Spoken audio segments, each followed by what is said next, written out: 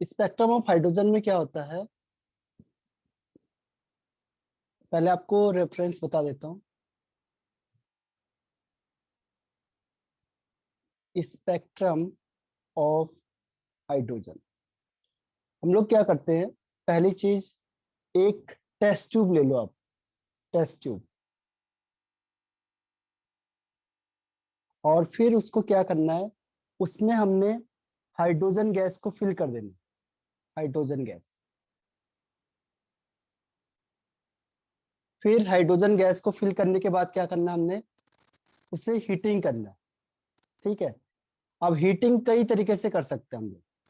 Heating करने के लिए आप इलेक्ट्रिसिटी उसमें पास आउट कर दो तो भी वो हीट अप हो जाएगा, डायरेक्ट आप हीटिंग करोगे तो भी हीट अप हो जाएगी, ठीक है।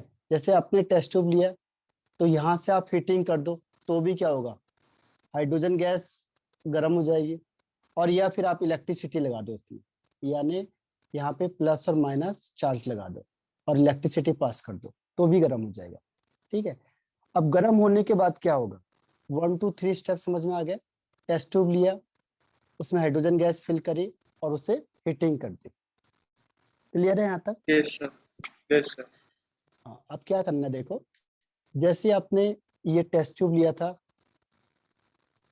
और टेस्ट ट्यूब में हमने हाइड्रोजन गैस फिल करी थी, हाइड्रोजन गैस को हीटिंग किया था। हीटिंग करने से क्या होता है, एक रेस निकलती है यहाँ से, यहाँ पे हम क्या करते हैं, स्प्लिट लगा देते हैं ताकि ये सीधी जाए। इस तरीके से स्प्लिट लगा दिया। अब यहाँ से एक स्पेक्ट्रम निकलेगी, रेस निकलेगी, जिसको हम प्रिज्म के थ्रू पास आउट करते हैं। ये है आपके पास प्रिज्म।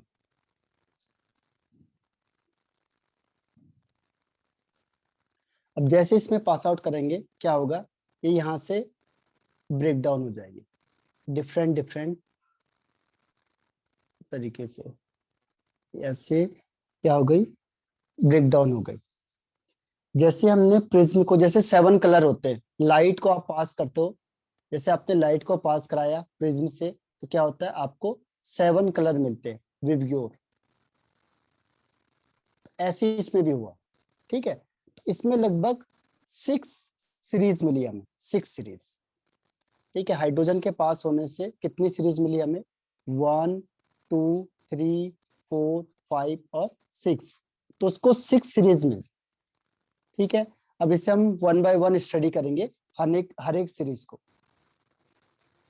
तो ये समझ में आया आपको, जैसे आपने हीटिंग करी, यहाँ से एक रेस निकली, ये स्प्लिट है, स्प्लिट क्या करता है, इसको कंसंट्रेट करेगा, एक लाइन में ले जाएगा, ये लाइन से स्ट्राइक हुई, ये ओके, 6, स्लिट है।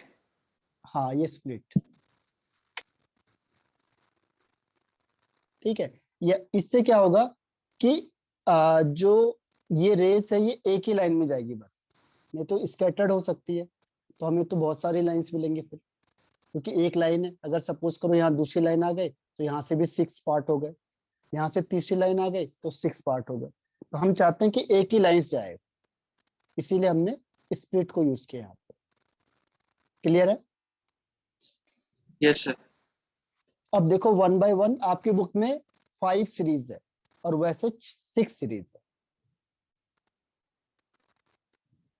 6 सीरीज कौन कौन से हैं, पहला है लाइमन सीरीज, जिसने जिसको डिस्कवर किया है उसी के नाम से है, तो पहला लाइमन सीरीज।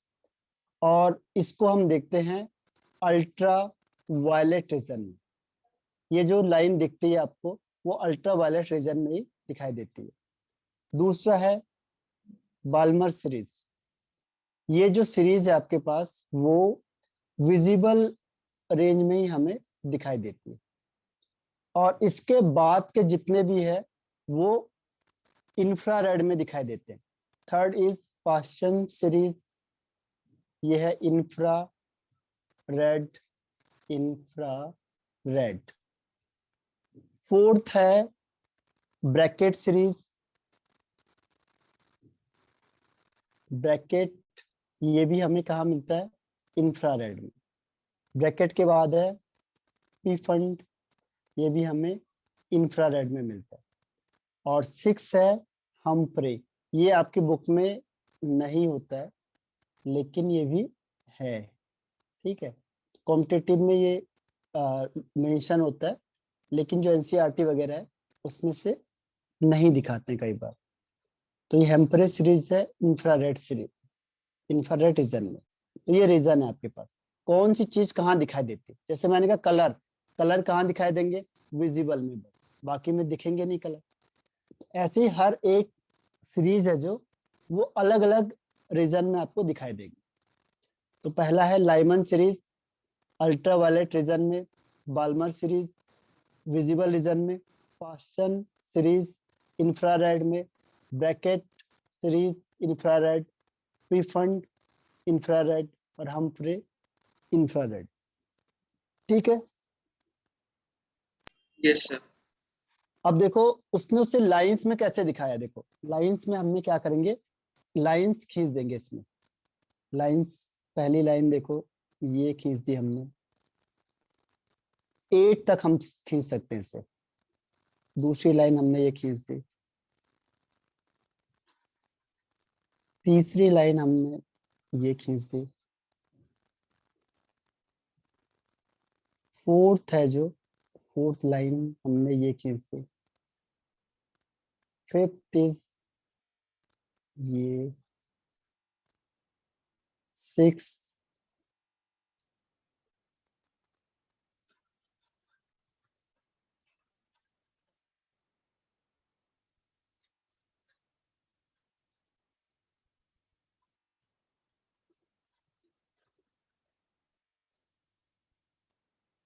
इसके बाद है यहां से 7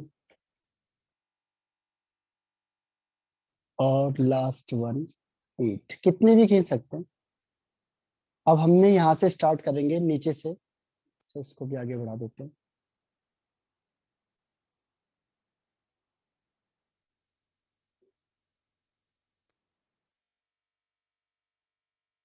ठीक है।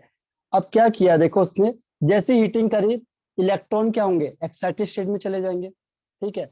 अब इसको पहले वाले को नाम दे दिया उसने N1, यानी पहली सीरीज कौन है जो सबसे नीचे, ये N1, ये N2, ये N3, ये N4, ये N5, ये N6, ये N7 और ये N8।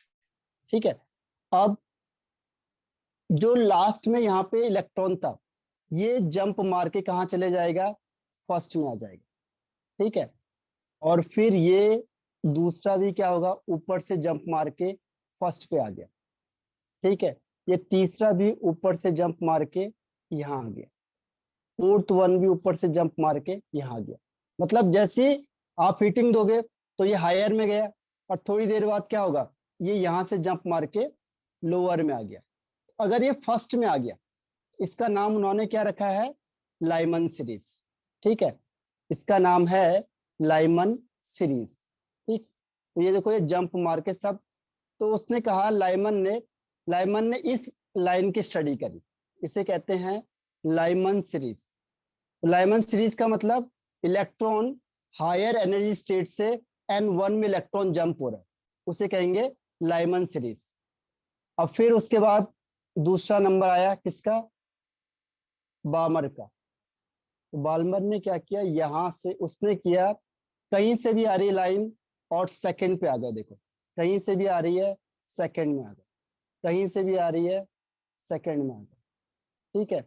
इस तरीके से जो भी जो इलेक्ट्रॉन जंप कर रहे हैं और कहाँ पे पहुंच गए, फर्स्ट सेकंड में पहुंच गए। देखो ये जहां से भी आ रहे हैं लेकिन सेकंड में पहुंच गए। इसे बाल्मर ने स्टडी करी और उसके नाम से सीरीज का नाम है बाल्मर सीरीज। ठीक है। इसको हम कहाँ देखते हैं, विजिबल में। ये विजिबल में दिखाई देगा और इससे पहले ये अल्ट्रा वायलेट में दिखाई देगा। अब इसके बाद तीसरे का नंबर आता है, तीसरा नंबर आता है। अब उसने देखा कि जो इलेक्ट्रॉन कहीं से भी आ रहे हैं और थर्ड में आ गए, इलेक्ट्रॉन कहीं से भी आ गए और थर्ड में पहुंच गए, इलेक्ट्रॉन कहीं से भी आ रहे हैं थर्ड आ गए, कहीं से भी आ रहे हैं मतलब हायर से, 3 से हायर होना चाहिए। ठीक है। नीचे से नहीं जाएंगे, ऊपर से नीचे आ रहे हैं। ठीक है, तो ये जो हायर है, हायर से अगर थर्ड में आ रहा है तो उसे किसने डिस्कवर किया था? पाश्चन ने। उसी के नाम से सीरीज का नाम है पाश्चन सीरीज। Pascal series. हाँ, अब इसके बाद फोर्थ वन फिर कहीं से भी आएगा, और कहाँ आएगा? कहीं से भी कहाँ पे आएगा? फोर्थ पे। ठीक है, फोर्थ पे। yes, यहाँ से फोर्थ पे, यहाँ से फोर्थ पे, यहाँ से फोर्थ पे, यहाँ से फोर्थ पे। तो कहीं से भी इलेक्ट्रॉन आ रहा है और फोर्थ में आ गया, तो उसको किससे देखा? ब्रैकेट में। तो उसके नाम से इसे रख देंगे ब्रैकेट सीरीज। ठीक है, तो पहला लाइमन, फिर बाल्मर, फिर पास्चन, फिर ब्रैकेट। इसके बाद नेक्स्ट वन इज, पीफेंड। हाँ, पीफंड। इसमें कहीं से भी इलेक्ट्रॉन आएगा और कहाँ पे आएगा? 5 पे। 5 पे। हाँ, कहीं से भी इलेक्ट्रॉन आ रहा है और 5 पे पहुंच गया, तो इसे कहते हैं पीफंड, पीफंड सीरीज। और एक लास्ट वन है इसमें, लास्ट वन है जो वो आ रहा है, कहीं से भी आएगा और कहाँ चले जाएगा? 6th में। इसे कहेंगे हम्फ्री सीरीज। ठीक है, इस तरीके से इन्होंने, हर एक साइंटिस्ट ने क्या किया? अलग अलग डिस्कवरी करी, तो उनके नाम से सीरीज का नाम रख दिया गया। ओवरऑल उन्होंने देखा कि 6 सीरीज है। तो आपको बोलेंगे लाइमन सीरीज क्या होगा, तो इसमें N1 क्या होता है? स्टार्टिंग, लास्ट में 1 आएगा, और हायर क्या होगा? 2 3 4 5 6 इनफाइनाइट। सारे। हाँ, 2 से लेके इन्फिनाइट तक। अगर मैंने कहा बाल्मर सीरीज का बताओ, तो क्या होगा? जो N1 लास्ट होगा, पॉइंट सेकंड। हाँ, जो N1 होगा वो क्या होगा? सेकेंड। और सेकंड। N2 3 से N2 लेके, होगा हाँ, 3 से इनफाइनाइट। Infinite, 3 to infinite. इसके बाद ऐसी पास्टन सीरीज में कहाँ तक आएगा? N1 थर्ड तक। होगा 3। हाँ, और N2, yes sir. N2 4 to infinite. हाँ, 4 टू इन्फिनाइट, 4 5 6 7 8 से कितना भी। ऐसी ब्रैकेट सीरीज में क्या होगा? N1 होगा 4 N1 4, और N2, और 5 टू इनफाइनाइट। हाँ, 5 टू इन्फिनाइट। ऐसी पी फंड, N1 5 N1 5, एंड और देन इनफाइनाइट। N2 6 टू हो गया इनफाइनाइट। 6 to infinite. और ये लास्ट वाला ये N1 होगा 6 N1 6, N2 and then 7 to infinite. Infinite. बस, तो ये आपका क्या है? Hydrogen spectrum. क्लियर हो गया? Yes sir. तो ये बेस से करता है कि इनिशियल कहाँ पे आ रहा है, तो इसको 6 कैटेगरी में डिवाइड कर दिया गया। ठीक है, यस सर। अब है नेक्स्ट वन इज, ये भी आपका खत्म हो चुका है। अब एक इसमें आता है रीडबर्ग फॉर्मूला, उसके बेस पे क्वेश्चन आंसर आते हैं। रीडबर्ग फॉर्मूला, ठीक है, मैं डायरेक्ट ही फॉर्मूला लिख देता हूँ आपको ताकि याद रहेगा वो। ये होता है न्यू बार यानी wave number is equal to 1 upon wavelength is equal to 10 96 77। ये किस में होगा? पर सेंटीमीटर में। फिर आगे 1 upon N1 square minus 1 upon N2 का square into Z square. Z होता है, जेड क्या होगा? Atomic atomic number. Mass. Atomic number. Yes sir. हाँ, atomic number. Z is atomic number, atomic number. और ये है जो, ये है रिडबर्ग कांस्टेंट, इसे आर एच से दिखाएंगे। तो ये आर एच की वैल्यू होती है 10 96 77 पर सेंटीमीटर। तो बुक में यहाँ पे आर एच दिखाया होगा। ठीक है, और एक चीज का ध्यान रखना है, N2 हर हमेशा बड़ा होगा N1 से। यानी मैंने कहा कोई इलेक्ट्रॉन जंप कर रहा है 5 से लेके 7th में, तो जो N2 होगा वो 7th वाला होगा, बड़ा होगा, और N1 छोटा होगा। तो इसमें इलेक्ट्रॉन जंप करते हैं, तो उसकी एनर्जी निकालने के लिए ये फॉर्मूला यूज करते हैं।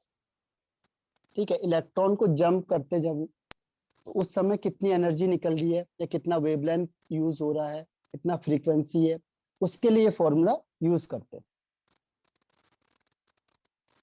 ठीक है, यस तो सर। डेरिवेशन भी है, वो मैं आपको दे दूंगा, लेकिन इसमें क्या है, ये ही मेन फॉर्मूला जो आपको याद रखना, बाकी डेरिवेशन वगैरह नहीं पूछे जाते इसमें।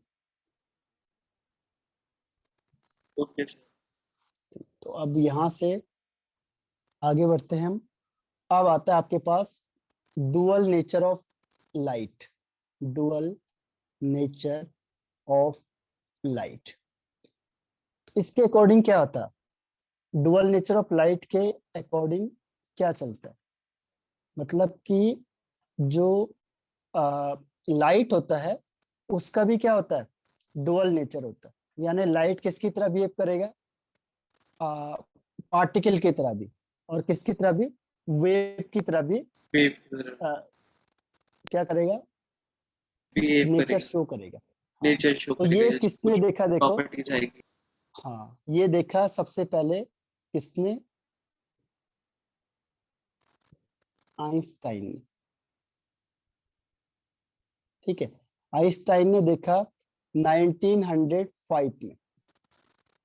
उसने क्या कहा, उसने कहा कि जो लाइट होता है ये भी क्या करता है, light possesses dual nature. Dual nature मतलब ये पार्टिकल की तरह भी बिहेव करेगा और वेव की तरह भी बिहेव करेगा। Particle as well as wave nature. ठीक है, तो उसने कहा कि लाइट होता है, अभी तक हमने सुना कि लाइट वेव नेचर ही शो करता है, लेकिन आइंस्टाइन ने बोला ऐसा नहीं होता, ये पार्टिकल का नेचर भी शो करेगा और वेव नेचर भी शो करता है। ठीक है, अब इसको हम डिस्कस करेंगे, कौन कौन से करेक्टरिस्टिक्स ऐसे हैं जो पार्टिकल बताएंगे और कौन से ऐसे हैं जो वेव नेचर बताते हैं। ये समझ में आ गया आपको, एक लाइन है बस ये, light possesses dual nature, particle as well as wave nature। Yes ठीक सर। है, अब हम डिस्कस करते हैं कौन सा लाइट का ऐसा करेक्टर है जो वेव नेचर की तरह बिहेव करता है, और कौन सा ऐसा है जो पार्टिकल नेचर की तरह बिहेव करता है। ये पहले भी आपने क्वेश्चन पूछा था, तो पार्टिकल नेचर अब हम डिस्कस करते हैं, क्योंकि उस समय हमने चीजें पढ़े नहीं थी, इसीलिए हम इसको नहीं बता पाते। अब देखो, वेव नेचर का तो हमने पढ़ ही लिया था, इंटरफ्रेंस होता है, इंटरफ्रेंस, जिसमें एक ही पॉइंट में क्या हो सकता है, दो या दो से ज्यादा वेव एग्जिस्ट कर सकते हैं, जबकि पार्टिकल एक ही करता है। ऐसी diffraction means bending of light, इसमें क्या होती है, लाइट बेंड हो जाती है, जबकि पार्टिकल नेचर में ऐसा नहीं होगा। ठीक है, पार्टिकल नेचर में क्या होता है, जब वेव पार्टिकल की तरह बिहेव करती है तो वो है ब्लैक बॉडी रेडिएशन। ठीक है, ब्लैक बॉडी रेडिएशन, इसमें जो लाइट है वो किसकी तरह बिहेव करेगी, पार्टिकल की तरह।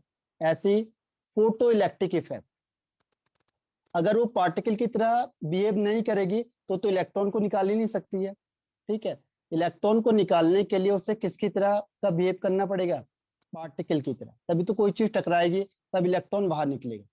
अगर वो वेव की तरह करेगी तो इलेक्ट्रॉन को बाहर नहीं निकाल सकते। ठीक है, और तीसरा है यहाँ पे स्पेक्ट्रम ऑफ हाइड्रोजन, जो अभी हमने पढ़ा है, स्पेक्ट्रम ऑफ हाइड्रोजन।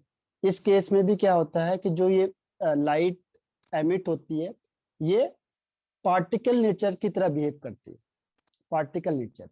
तो ब्लैक बॉडी रेडिएशन में जो रेडिएशन निकलती है, जो वेव्स निकलती है, वो पार्टिकल नेचर की तरह बिहेव करती है।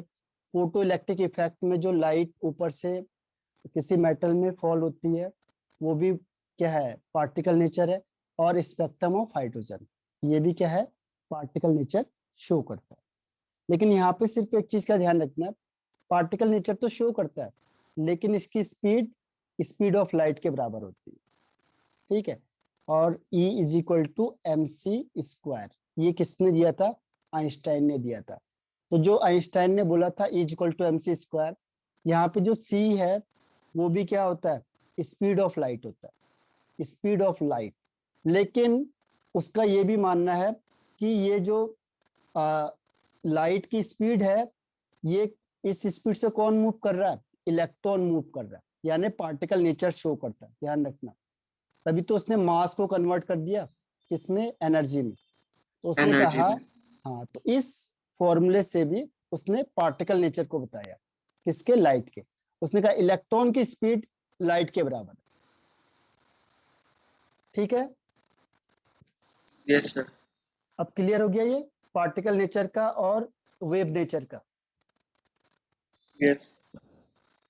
अब नेक्स्ट हेडिंग है, बट जब सर इसने इस फॉर्मूले से ये पता लगता है ना कि दोनों कॉरस्पॉन्डिंग है एक दूसरे के, मास भी और हाँ इलेक्ट्रॉन्स भी हाँ एनर्जी के साथ। मास, ये एक्चुअल में क्या होता है कि जैसे मास डिफेक्ट होता है, जैसे बम बनते हैं ना, तो बम के लिए क्या होता है, जैसे अभी आप न्यूक्लियर केमिस्ट्री में पढ़ोगे, या मैंने आपको मूल कॉन्सेप्ट में बताया था कि मास डिफेक्ट हो जाता है, कुछ मास क्या होता है?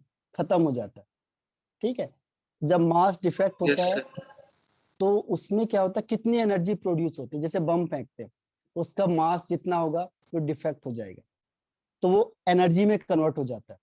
तो 1 ग्राम अगर मास आपका गायब हो गया, खत्म हो गया, 1 × 10⁻³ ये केजी में हो जाएगा, और इसको 3 × 10⁸ का होल स्क्वायर, इतनी ज्यादा एनर्जी निकलेगी। तो इससे क्या है कि जो बम बनते हैं उसमें मास डिफेक्ट होता है, और जिसकी वजह से large amount of energy release होती है। तो उसका फॉर्मूला बताया था आइंस्टाइन ने। तो उसने भी यही क्या कहा था कि ये पार्टिकल नेचर की तरह बिहेव करेगा, ठीक है। Yes sir.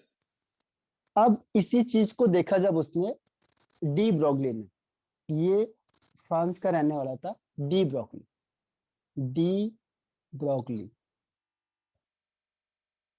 De Broglie concept, या इसे एक और नाम कहते हैं डुअल नेचर ऑफ मेटल। जो अभी आइंस्टाइन ने बताया था वो उतना इम्पोर्टेंट नहीं है, ठीक है, उसको पूछा भी नहीं जाता है, वो केवल रेफरेंस है। अब इसे पूछा जाता है, ये इम्पोर्टेंट है, dual nature of matter.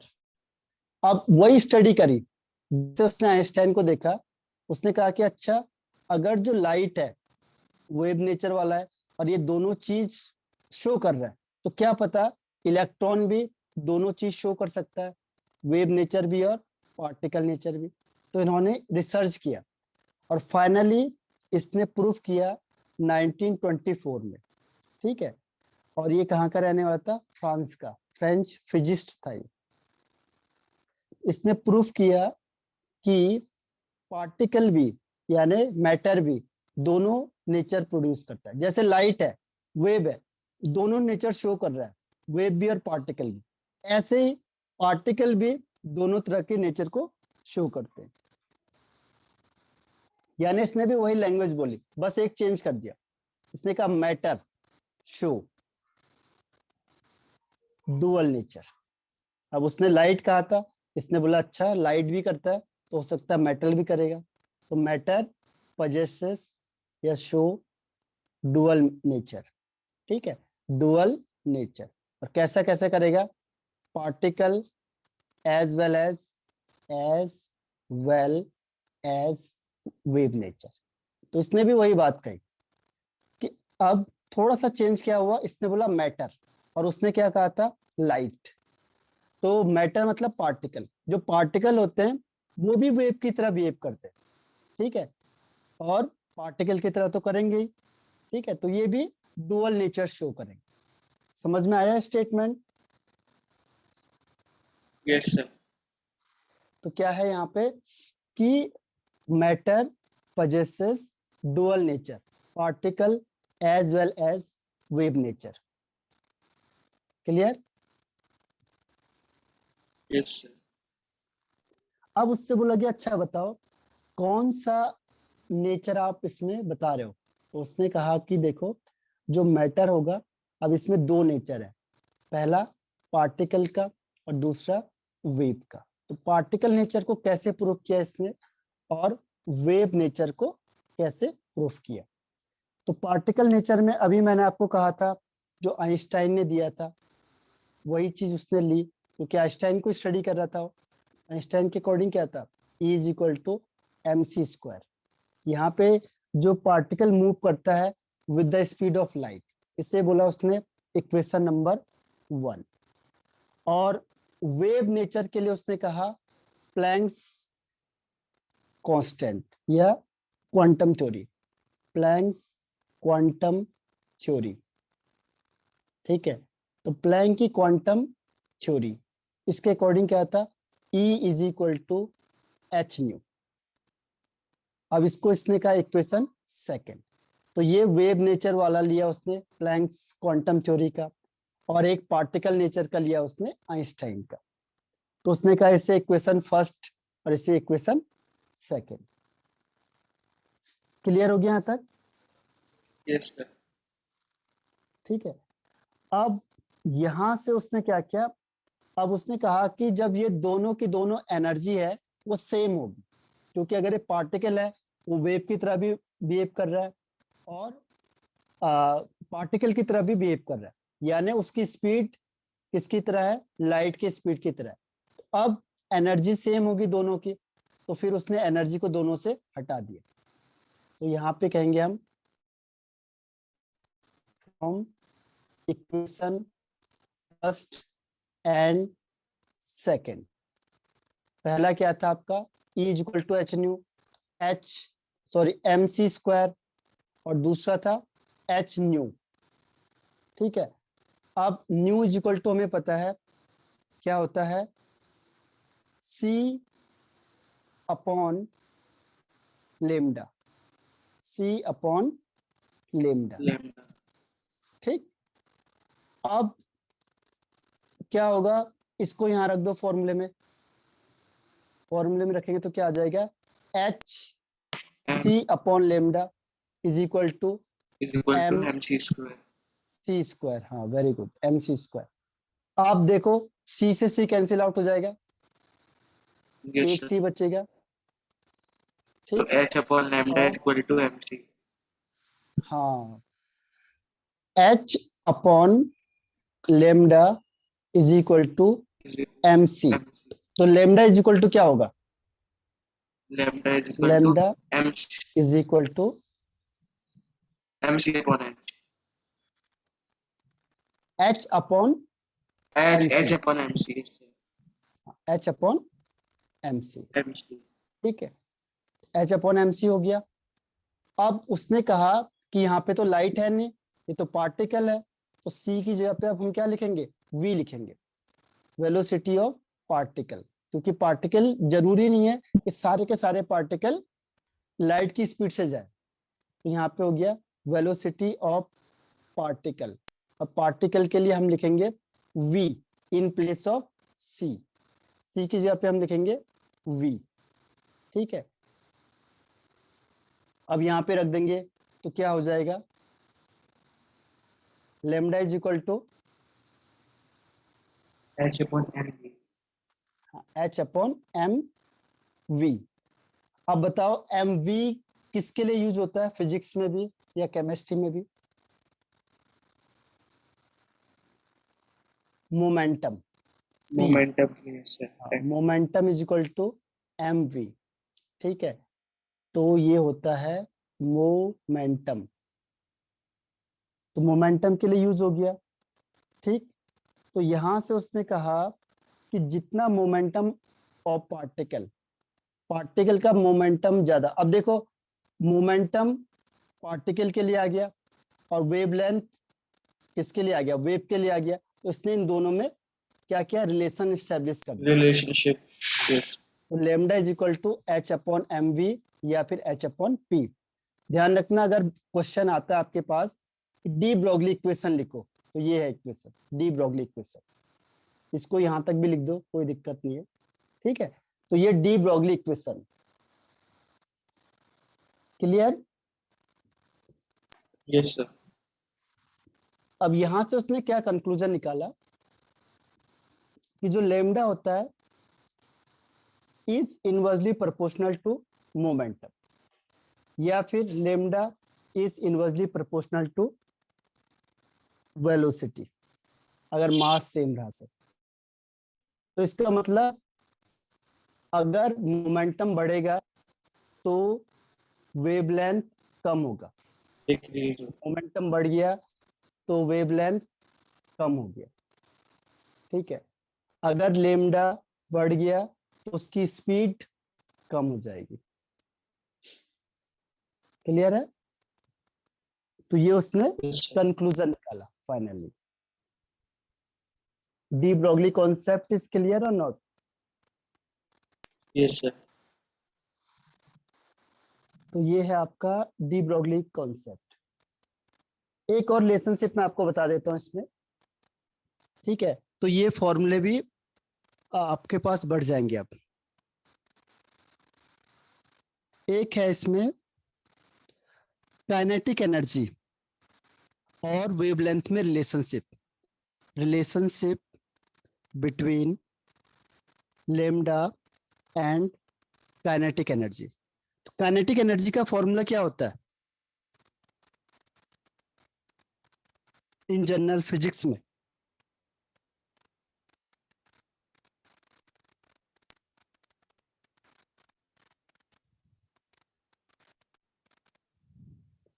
Half M v square होता है।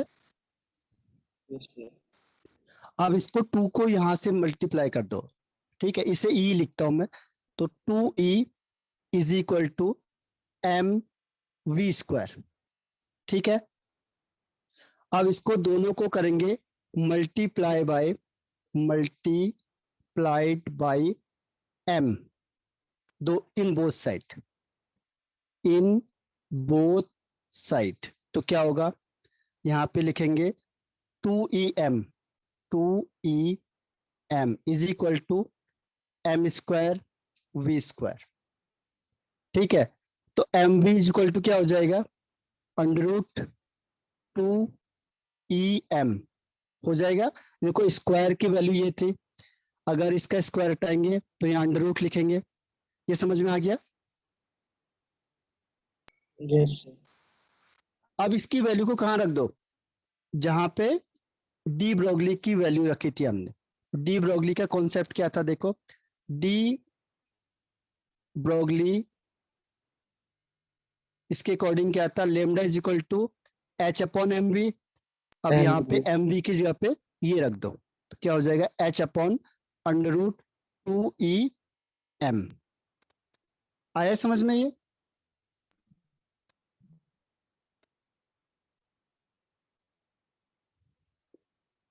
बताओ। Yes sir. तो ये आपका डी ब्रोगली भी फिनिश हो गया। ठीक है, अब आते हैं हम हाइजेनबर्ग पे। अभी टाइम खत्म हो रहा है, आप इसको रिज्वाइन करो। अगर इसमें कोई डाउट है तो अभी पूछो मुझे। कोई डाउट है इसमें? No sir. तो ये एक फॉर्मूला याद करना है आपने। देखो कौन कौन सा फॉर्मूला याद करना है आपने, दो ही फॉर्मूले याद करने, de Broglie lambda is equal to h h upon upon m v m m v v. ठीक है, एम है यहाँ पे मास, वी और वी फॉर है वेलोसिटी वेलोसिटी, और एच फॉर प्लैंक्स कांस्टेंट। इसकी constant. Value yes fix sir. होती है। कितनी होती है? Yes sir. 6.626 into 10 की पावर -34। हाँ, वेरी गुड। ठीक है, एक तो ये हो गया, इसकी जगह पे हम मोमेंटम लिख सकते हैं। और एक है हमारे पास जो अभी हमने निकाला, lambda is equal to h upon under root 2em। बस ये दो फॉर्मूला आपको याद रखने। और कोई डाउट नहीं है तो मैं नेक्स्ट टॉपिक आगे स्टार्ट करता हूँ, क्योंकि टाइम खत्म हो रहा है। तो आप रिज्वाइन करो सेम आईडी पे। Okay sir.